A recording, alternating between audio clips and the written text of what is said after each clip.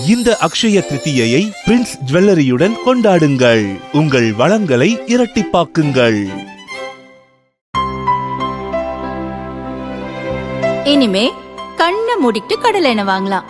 ஏன்னா மந்த்ரா கடலை எண்ணெய் இதயத்தின் தயாரிப்பு. வறுக்க பொரிக்க ஏன் எல்லா சமையலுக்கும் மந்த்ரா தான். மந்த்ரா கடலை எண்ணெய், அபார ருசி, ஆரோக்கியமான உடல் நலம். சட்டசபை தேர்தலுக்கு சரியாக ஒரு வாரம் மட்டுமே உள்ளது. இந்த சூழலில் முதல்வர் ஸ்டாலினின் மருமகன் சபரீசன் கொங்கு மண்டல கள நிலவரம் குறித்து அங்கு நேரடியாக நிர்வாகிகளுடன் ஆலோசனை மேற்கொண்டார்.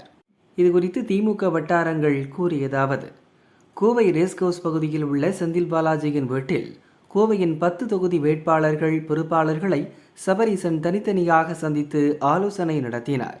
களம் எப்படி இருக்கிறது, நாம் எந்த இடத்தில் பலவீனமாக உள்ளோம் என்பது குறித்து கேட்டு தெரிந்து கொண்டார்.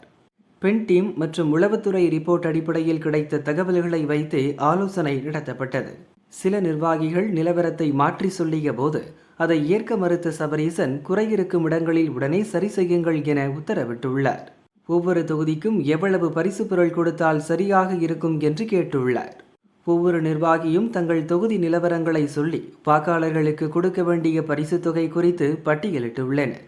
பட்டியலின மக்கள் பகுதிகளுக்கு கூடுதலாக பரிசு வழங்க வேண்டும் என்றும் சொல்லியுள்ளனர். பரிசை வாக்காளர்களுக்கு கொண்டு சேர்க்க வேண்டிய முறை குறித்தும் கேட்டுள்ளார் சபரீசன்.